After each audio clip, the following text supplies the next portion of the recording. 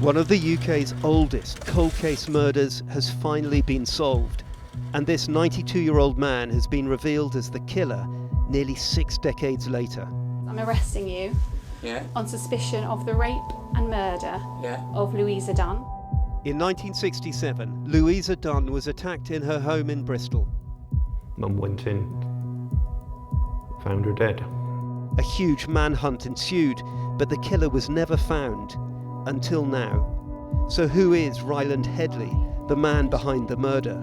Immediately I heard that name, I thought, I know who that is. It's unimaginable what she suffered. The family sort of fell to pieces after the murder. And how did the police finally track him down? We got a full DNA match. Game on.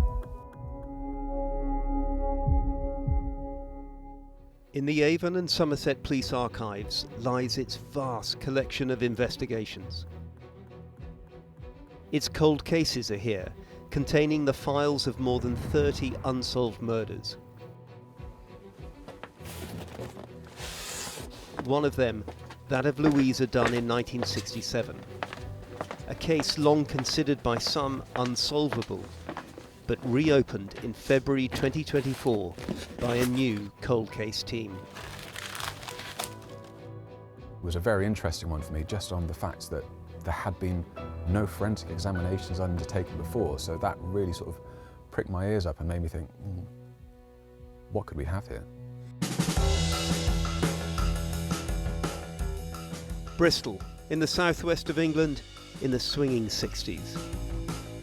In June 1967, Harold Wilson is Prime Minister, and his Home Secretary Roy Jenkins visits the city's new state-of-the-art police headquarters. But as the VIPs tour the control room, another story dominates the headlines. A 75-year-old woman has been murdered, raped and strangled in her home in the eastern area of the city.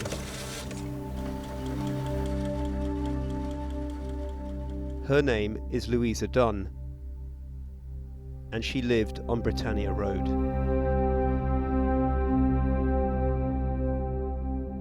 This here is where Mrs. Dunne lived a long time ago. Tony Allen remembers Louisa Dunne very well. Has it changed much? As a teenager, he lived across the street from her. I can picture her here. She'd come out and stand there, always a big black fur coat. It was his mother who found Louisa's body. Shouted, knocked, no answer. And she climbed up on the sill there and could peek through the top and see that Miss Dunne was on the floor. And then Mum climbed in through, opened the window and climbed through. And then they got the door open and Mum went in. And it was, found her dead. One neighbour heard a piercing scream in the night but saw nothing. These crime scene images from the time show a ground floor back window where the killer broke in, the back room where he then rifled through drawers, and from the outside the front room where he strangled Louisa, it's thought, with a scarf.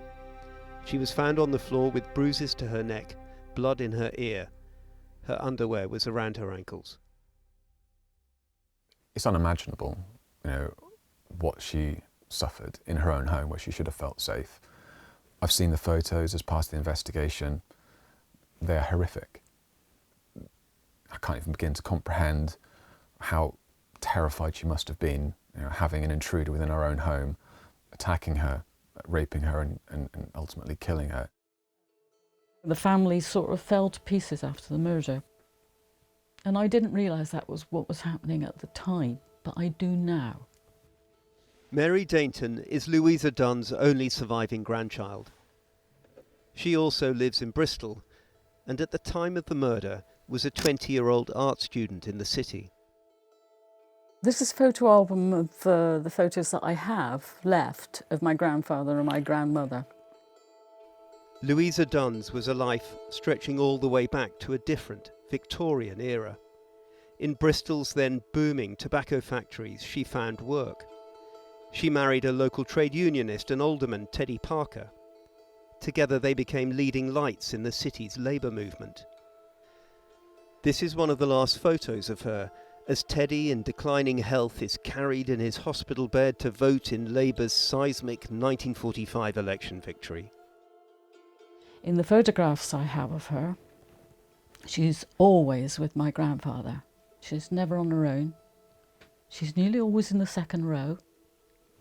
And that's where I got the idea that maybe it was a difficult life, being second, in the second row to a man who was very clever and very powerful and very idealistic.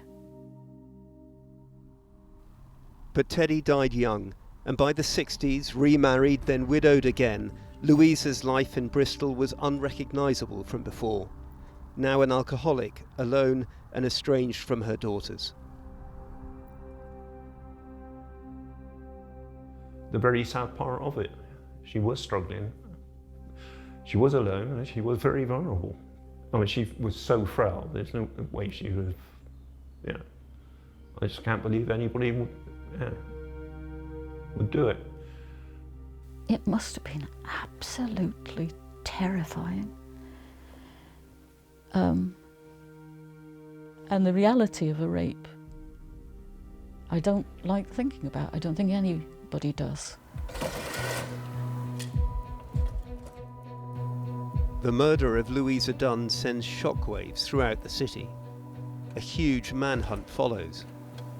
Leading the inquiry is the city's then head of CID, Reg Hicks. What do you think makes a good detective? Have you ever thought about that yourself? I don't know, it's very difficult. It's loyalty and comradeship, really, and never look at the clock. Hicks issues appeals across the city. He assembles an inquiry team of more than 90 officers. One of them, a detective constable just starting out in CID. Had quite an effect, I think, on Bristol. I sensed at the time, and I can remember it now, there was a deep concern about it. It was a nasty sort of murder in a way. I remember that feeling. Everybody were, and the briefings. I can remember the briefings, which were always push, and we're going to get to the bottom of this. Yes, I do remember that a lot. So it says here, the 10th of July, Monday, 1967. Attached to the murder inquiry. Ernest Bussell, Constable. 74B. Ernie Bussell, now 85, still has his old police pocketbooks. On house-to-house inquiries, he worked 12-hour shifts. He too remembers the urgent briefings. Keep going, keep interviewing, get as much as information as you can. And of course, we were getting very, very little. Very little. But detectives did unearth one vital clue. Recovered from a window at the back of Louisa Dunne's house, a palm print from the suspect. The palm print was the cornerstone of the original investigation. There was no descriptions of someone suspicious seen living nearby or leaving the address for them to work from. So the palm print was basically it. It triggered the biggest palm and fingerprinting operation the city had ever seen. Targeting at first every male in the eastern area aged between 14 and 60. Dirk Aldous was in the midst of it all.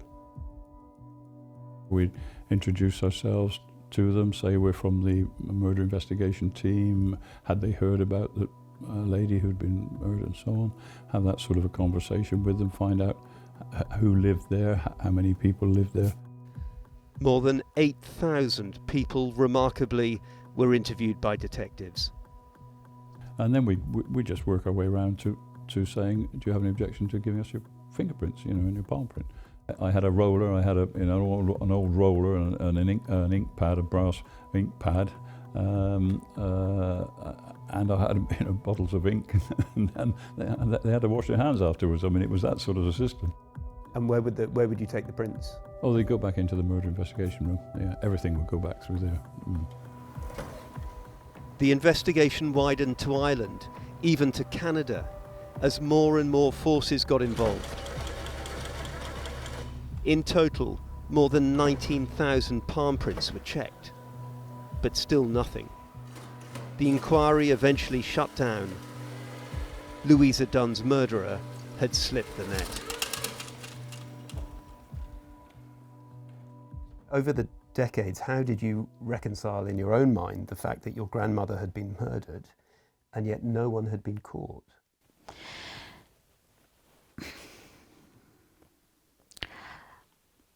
That's a really difficult thing to answer. Very difficult thing. I accepted it. I accepted that some murders just never get solved.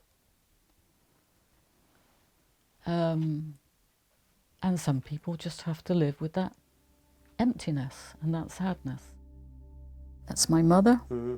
Mary says her mother had a breakdown, banning any discussion of the murder. She never talked about it at all. And my dad never talked about it. I think he had also been told by her, you don't do this. You know, you leave Mary alone. She's going to have a future, and her future's going to be bright, and don't cloud it. And how do you feel about that now? I think it is more difficult for me now because I suppressed it.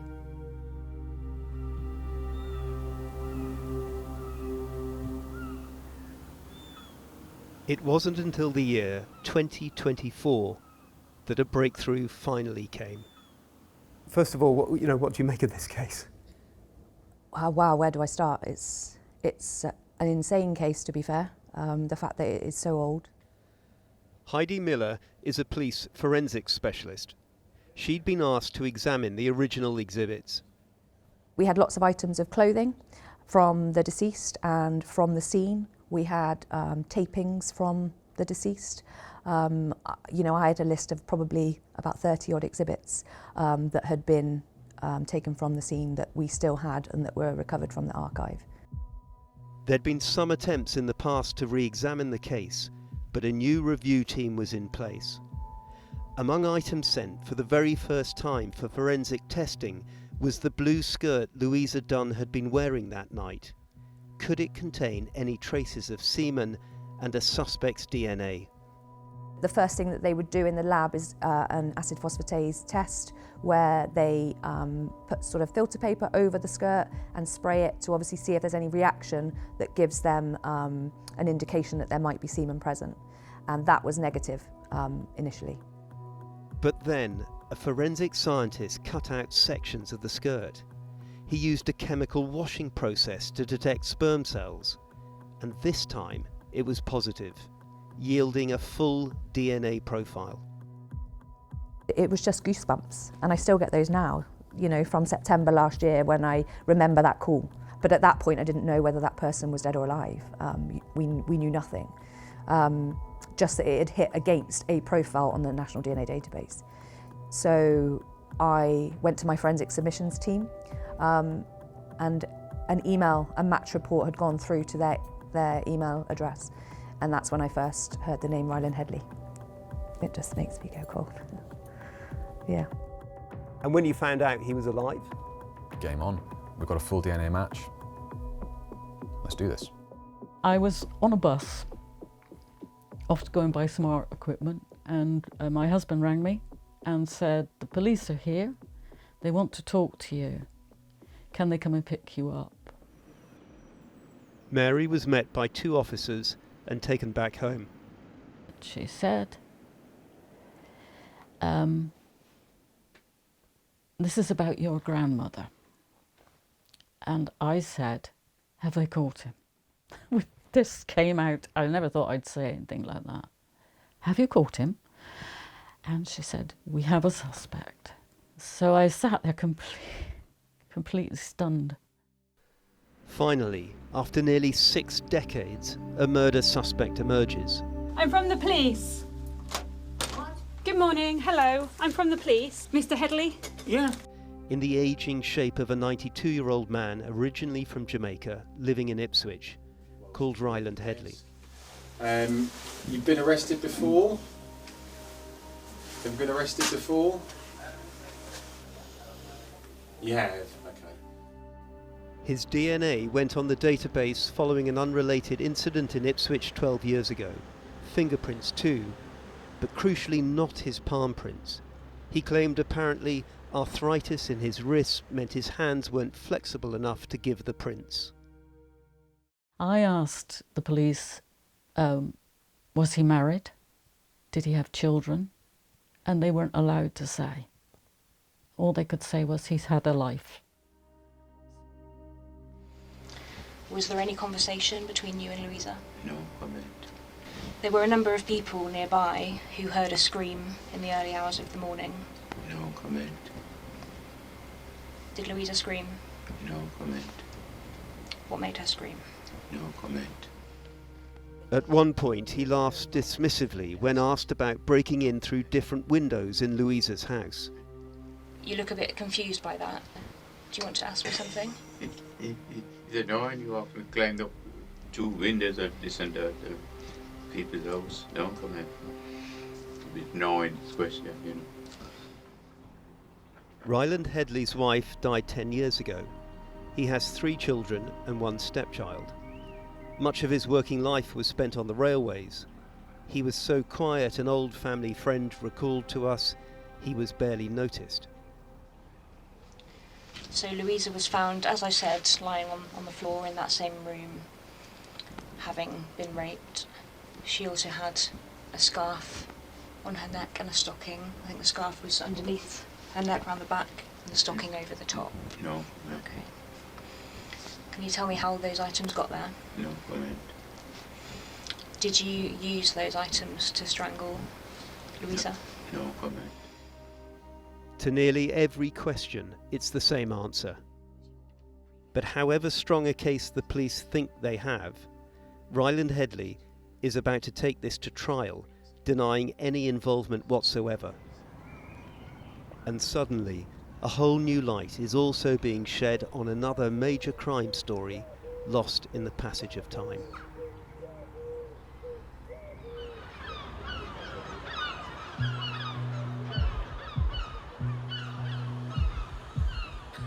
It is now 10 years since the murder of Louisa Dunne in Bristol, and here another police force is in a race against time. A manhunt is underway for a sex attacker. Elderly women are told to lock their doors. Experts warn the rapist could kill if not stopped. He has already raped 2 elderly women, breaking into their homes in the middle of the night. One was 84, the other 79. Yeah, this is East Ipswich. Trevor Mason was a special branch detective at the time.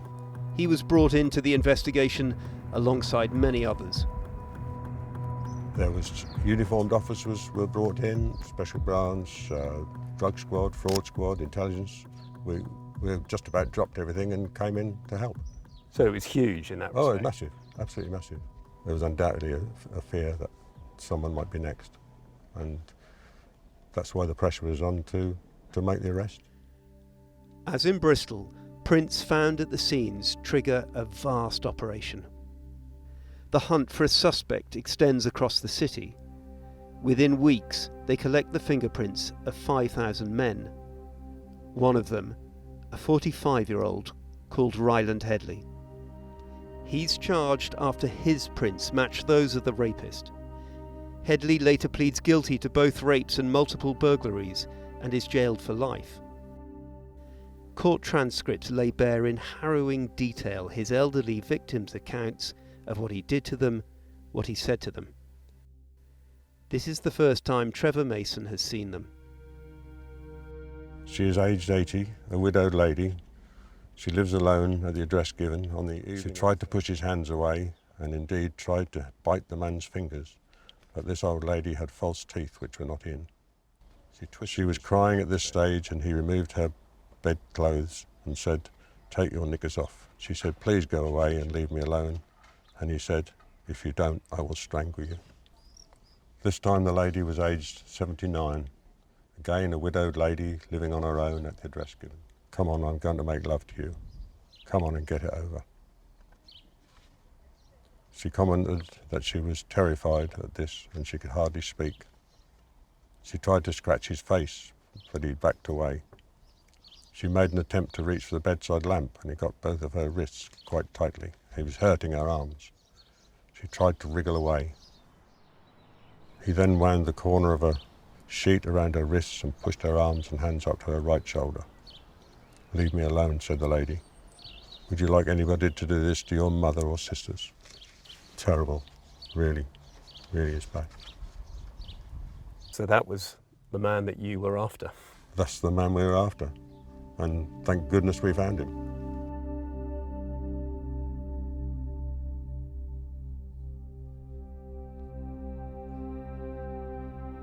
But despite the horror of these attacks set out in the transcripts here, this case was not over. Headley appealed his life sentence. He claimed it was excessive for a man previously of good character and reputation and no other convictions. Judges examined again his barrister's claims that the rapes were so far out of character that it is most difficult, if not impossible, to explain them, amidst other evidence. It's incredible now, reading this account of a psychiatrist arguing that Headley had shown no evidence of violence, that his rapes had been impulsive while in a state of sexual frustration in his marriage, and that even by choosing elderly women to target, somehow that rendered him less of a threat. His former clean record, he said, and the unusual circumstances both in his marriage and choice of victims offer society less continued potential danger than others guilty of this type of offence. The appeal succeeded. Headley's life sentence was reduced to 7 years. Soon he'd be free once again. The rape and murder of Louisa Dunne a decade earlier, still unsolved. The trial has begun of a 92-year-old man accused of the rape and murder of a woman in the eastern area of Bristol. Approaching the 58th anniversary of Louisa Dunne's murder, a trial opens. The gap between murder and prosecution, the longest it's thought in British legal history. Only one witness from the time, a doctor, is still alive to give evidence. But before the jury is sworn, will they, as the prosecution want, be told about Headley's rape convictions in Ipswich? A judge must decide. Headley appears in the dock, expressionless, as the brutality he inflicted upon 2 elderly women in 1977 is set out before the judge. And what he did to them, the judge has just said, has such striking and chilling similarities to what Headley's accused of doing to Louisa Dunne 10 years earlier that jurors, he's concluded, can be told. In the days following, the DNA evidence is presented. So too the area where he lived at the time of the murder, Picton Street in nearby Montpellier, just outside the mass fingerprinting zone. Jurors are shown how ridge characteristics of the palm prints he gave last year match those found at the scene in 1967. Is there any legitimate reason why it might be your handprint? No, correct. And they have read to them the statements of the 2 elderly women he raped in Ipswich. Headley's barrister spoke on his behalf, arguing he had nothing to do with the events in Bristol in 1967. Then, on Monday, the 30th of June, 2 days after the 58th anniversary of Louisa Dunne's murder, her granddaughter hears the jury's verdicts. Guilty on both counts of rape and murder. Since Ryland Headley was charged, I've struggled emotionally in ways I did not anticipate, and it falls to me to speak for people who are no longer here. It saddens me deeply that all the people who knew and loved Louisa are not here to see that justice is done. Ryland Headley has left a legacy of misery and pain through his offending, and likely thought he'd got away with Louisa's murder until officers knocked on his door last November. Crimes of this magnitude should never go unpunished, and we remain relentless in ensuring we do everything we can to advance other unsolved murder cases in the Avon and Somerset area.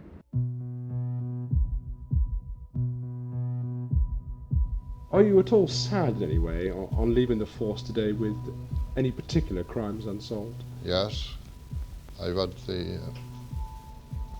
since I've been a chief superintendent, we had the old lady, Louisa Dunne, at Easton in 1967. I should like to think that someone would come forward with some very vital information. Who killed Louisa Dunne?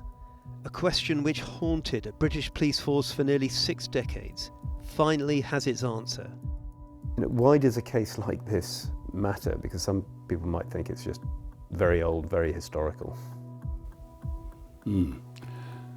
I think it matters. I think it matters very much, personally. The passage of time doesn't make any difference to anything when it comes to, it seems to me anyway, when it comes to something which is quite so heinous as this. So, you know, the fact that he's caught is really important, and I think the people can have some confidence, the public can have some confidence that these sort of people will be caught eventually. But now detectives confront another harrowing question. What else might this murderer and serial rapist, so barely noticed as that old family friend put it, be hiding from his past? Work, say the police, is ongoing. Are other forces involved? We are liaising with other forces across the country and liaising with our colleagues in the National Crime Agency to understand what we can more about Ryland Headley, his whereabouts, his movements, his employment, anything we can, so that if there is an opportunity to identify further offences, now that we know more about him, we've got a full set of his fingerprints, palm prints, we've got, you know, the latest and greatest DNA sample from him. Are there any other crime scene stains, fingerprint marks, palm print marks, partial DNA profiles that he could be compared to directly? But what I was going to refer to was your previous convictions from 1977, which was two separate incidents of rapes with a very similar circumstances involving elderly women. Has he ever answered questions about why he did what he did? Has he been asked those questions? In interview for our investigation, he was asked. He just gave a no comment interview. There was nothing given away, no remorse, no explanation, nothing. I think he's a coward. I think he would have gone to his deathbed, not ever telling anyone what he had done. There would have been no closure for anyone, and I think that's horrific. It could be argued that he got one over on the criminal justice system in 1977 when he got that life sentence reduced to 7 years on the grounds he'd never done anything like that before. Yeah, that is a very good way of summing it up. Yeah, he conned the justice system, but he's got his comeuppance now. Mary Dainton is now trying to piece together more information about the life and death of a grandmother she was largely prevented from knowing. I think possibly in a year's time I will be at peace with it, but I'm not at peace with it at the moment. It's still very, very troubling. I still feel days when this isn't real. This is not your life. You didn't know her. Why do you feel like this? But I do feel like this, and I do feel connected to her. And I've got no idea why, except DNA, I don't know. The thing that caught him has caught me. I do feel deeply linked to her, although I didn't know her. After her murder, a close friend said Louisa Dunne spoke always of the past and never the present. Now the present has righted a wrong from the past, nearly 6 decades on.